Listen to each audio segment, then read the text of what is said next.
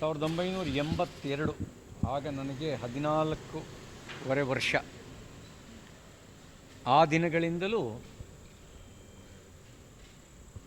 ಹೋರಾಟದಲ್ಲಿ ಭಾಗವಹಿಸಿ police station ಅಂದ್ರೇನು, ಜೈಲು ಅಂದ್ರೇನು ಅನ್ನೋದನ್ನು ಅನುಭವಿಸಿ ಬಂದಿರೋನು.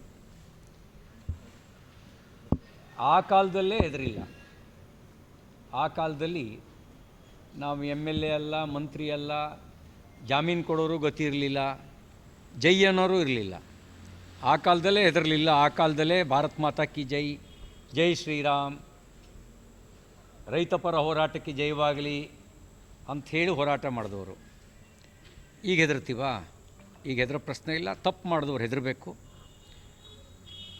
ನನಗೆ ನೋಟಿಸ್ ಬಂದಿರೋದು ಭ್ರಷ್ಟಾಚಾರದ ಕಾರಣಕ್ಕಲ್ಲ, ಸತ್ಯ ಹೇಳಿದ ಕಾರಣಕ್ಕೆ.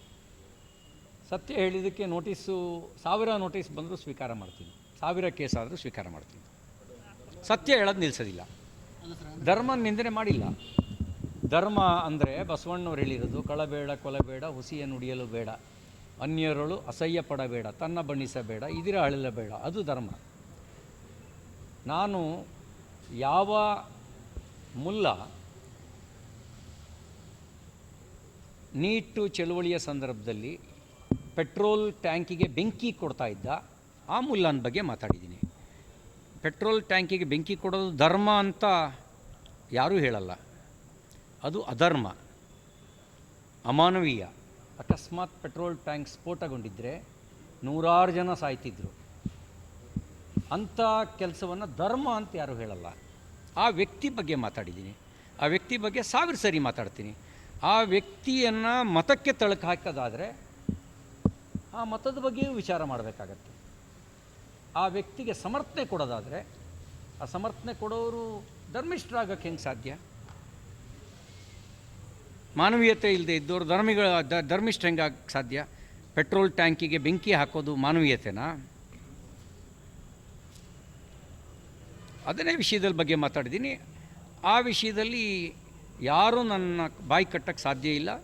ಪೊಲೀಸ್ ಕೇಸು ನನ್ನನ್ನು ಹೆದರ್ಸೋಕ್ಕೆ ಸಾಧ್ಯ ಇಲ್ಲ. ನಾನು ತಪ್ಪು ಮಾಡಿದರೆ ಹೆದರ್ತೀನಿ, ಕೆಟ್ಟದ್ದಕ್ಕೆ ಹೆದರ್ತೀನಿ, ಕೆಟ್ಟದ್ದು ಮಾಡೋಕ್ಕೆ ಹೆದರ್ತೀನಿ. ಆದರೆ ಸತ್ಯ ಹೇಳೋಕ್ಕೆ ನನಗೆ ಯಾವತ್ತೂ ಹೆದರಿಕೆ ಇಲ್ಲ. 100,000 ಸರಿ ಹೇಳ್ತೀನಿ. ಕೋರ್ಟ್ ಮುಂದೆನೂ ಹೇಳ್ತೀನಿ ನಾನೇನು ಹೇಳಿದ್ದೀನಿ ಅನ್ನೋದನ್ನು. ನನ್ನ ಜೀವನದಲ್ಲಿ ಮುಂದಿಟ್ಟು ಹೆಜ್ಜೆಯನ್ನು ಹಿಂದಿಟ್ಟು ನನ್ನ ಜೀವನದಲ್ಲೇ ಅಭ್ಯಾಸ ಇಲ್ಲ. ಮತ್ತು ಒಬ್ಬ ವ್ಯಕ್ತಿ ಬಗ್ಗೆ ಹೇಳಿರೋದು, ಒಬ್ಬ ವ್ಯಕ್ತಿ ಮುಲ್ಲಾ ಅಂತ ಹೇಳಿರೋದು. ಯಾವ ಮುಲ್ಲಾ? ದೆಹಲಿನಲ್ಲಿ ನೀಟ್ ಚಳುವಳಿಯ ಸಂದರ್ಭದಲ್ಲಿ ಪೆಟ್ರೋಲ್ ಟ್ಯಾಂಕಿಗೆ ಬೆಂಕಿ ಹಾಕ್ತಿರೋ ಮುಲ್ಲಾ. ಅವನನ್ನು ಸಮರ್ಥನೆ ಮಾಡೋಕ್ಕೆ ಯಾರ್ಯಾರು ಬರ್ತಾರೆ ಅವರೆಲ್ಲರೂ ಪಾಪಿಗಳು, ಅಧರ್ಮಿಗಳು.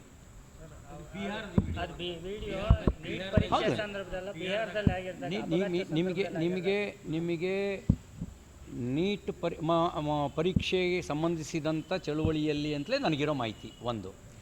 ನಾನು ಆ ಮುಲ್ಲಾನ ಕುರಿತೇ ಮಾತಾಡಿದ್ದೀನಿ. ಎರಡನೇದು, ನಮ್ಮ ಸೈನಿಕರಿಗೆ ಏನಂದಿದ್ದಾರೆ ಅಂತ ವಿಡಿಯೋ ತೋರಿಸ್ಬೇಕಾ? ಪ್ರಧಾನಮಂತ್ರಿಗಳಿಗೆ ಏನಂದಿದ್ದಾರೆ ಅಂತ ತೋರಿಸ್ಬೇಕಾ? ಅವೆಲ್ಲವೂ ನನ್ನ ಹತ್ರ ಇದೆ. ನಾಳೆ ನಂದು ಪೂರ್ವಯೋಜಿತವಾಗಿರ್ತಕ್ಕಂಥ ಬರಗಾಲ ಪೀಡಿತ ಪ್ರದೇಶಗಳಿಗೆ ರೈತರ ಜೊತೆ ಸಂವಾದ ಮಾಡಲಿಕ್ಕೆ ಬರಗಾಲ ಪೀಡಿತ ಪ್ರದೇಶಗಳಿಗೆ ಹೋಗ್ತಾಯಿದ್ದೀನಿ. ಆ ಬರಗಾಲ ಪೀಡಿತ ಪ್ರದೇಶಗಳನ್ನೆಲ್ಲ ಮುಗಿಸ್ಕೊಂಡು ಆಮೇಲೆ ವಿಚಾರ ಮಾಡ್ತೀವಿ. ಮತ್ತು ಸಾರ್ವಜನಿಕ ಜೀವನದಲ್ಲಿ ಇದ್ದವರೇನು ಕದ್ದು ಓಡೋಗೋರಲ್ಲ. ಭ್ರಷ್ಟಾಚಾರಕ್ಕೆ ಜೈಲಿಗೆ ಹೋಗಿ ಬಂದವರೇ ಮೆರವಣಿಗೆ ಮಾಡ್ಕೋತಾರೆ. ನಾವು ಇವೆಲ್ಲ ಇಟ್ಕೊಂಡು ಹೋರಾಟ ಮಾಡೋರಿಗೆ ನಮಗೇನು ಹೆದರಿಕೆ?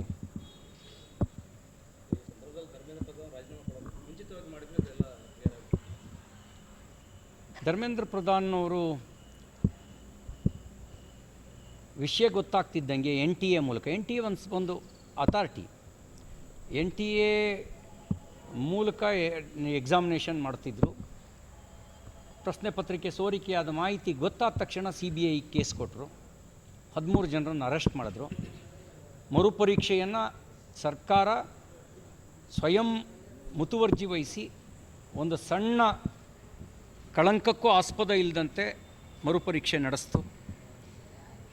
ಇತಿಹಾಸದಲ್ಲಿ ಯಾವತ್ತೂ CBI ಕೊಟ್ಟು 13 ಜನರನ್ನು ಬಂಧಿಸಿದ ಇಷ್ಟು ತ್ವರಿತಗತಿಯಲ್ಲಿ ಬಂಧಿಸಿದ ಉದಾಹರಣೆ ಇರಲಿಲ್ಲ. ಮರುಪರೀಕ್ಷೆ ನಡೆಸಿದ ಯಶಸ್ವಿಯಾಗಿ ನಡೆಸಿದ ಉದಾಹರಣೆಯೂ ಇರಲಿಲ್ಲ.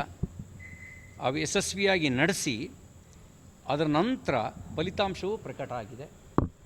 ಈಗ ಸಮಾಜಘಾತಕ ಶಕ್ತಿಗಳು, ರಾಷ್ಟ್ರಘಾತಕ ಶಕ್ತಿಗಳು ಸಂದರ್ಭದ ದುರುಪಯೋಗ ಪಡಿಬಾರದು ಅನ್ನೋ ಕಾರಣಕ್ಕೆ ಅವ್ರು ರಾಜೀನಾಮೆ ಕೊಟ್ಟಿದ್ದೀನಿ ಅಂತ ಅವ್ರು ಹೇಳಿದ್ದಾರೆ. ಅವರು ಕಿಂಗ್ ಪಿನ್ ಅಲ್ಲ, ಅಥವಾ ಅವರು ಇಲಾಖೆ ಸೋರಿಕೆ ಮಾಡಿದ್ದು ಅಲ್ಲ. ಆದರೆ ಇಲ್ಲಿ KPSCನಲ್ಲಿ ಹುದ್ದೆಗಳು ಹರಾಜಿಗೆ ಇದ್ದಾವೆ. 3000ಕ್ಕೂ ಹೆಚ್ಚು ಬೇರೆ ಬೇರೆ ಇಲಾಖೆಗಳ ನೇಮಕಾತಿ ಕಳೆದ 3 ವರ್ಷದಲ್ಲಿ ನಡೆದಿದೆ. ನೀವು ವೆಟರ್ನರಿ ಇನ್ಸ್ಪೆಕ್ಟರ್ ಹುದ್ದೆಯಲ್ಲೇ ಹರಾಜಾಗಿರಬೇಕಾದ್ರೆ ಇನ್ನು ಬೇರೆ ಬೇರೆ ಹುದ್ದೆಗಳ ಕತೆ ಏನಾಗಿರ್ಬೋದು ಅಂತ ಯೋಚನೆ ಮಾಡಿ. ಅದನ್ನೆಲ್ಲದನ್ನು ಹಾಲಿ ಹೈಕೋರ್ಟ್ ನ್ಯಾಯಾಧೀಶರ ನೇತೃತ್ವದಲ್ಲಿ ವಿಶೇಷ ತನಿಖೆ SIT ತನಿಖೆಯನ್ನು ಮಾಡಬೇಕು. ಅಲ್ಲಿ ಹೇಗೆ 13 ಜನರನ್ನು ಹೆಡೆಮುರಿಗೆ ಕಟ್ಟಿ ಅವ್ಯವಹಾರದ ಯೋಚನೆಯೂ ಮುಂದಿನ ದಿನಗಳಲ್ಲಿ ಮಾಡಬಾರ್ದು ಅಂತ ಒಂದು ಸುಧಾರಣೆಗೆ ಕೈ ಹಾಕಿದೆಯೋ ಸರ್ಕಾರ, ಅದೇ ರೀತಿ ಇಲ್ಲೂ ಕೂಡ ಭ್ರಷ್ಟರನ್ನು ಹೆಡೆಮುರಿಗೆ ಕಟ್ಟಿ ಸುಧಾರಣೆ ಕೈ ಹಾಕಬೇಕು.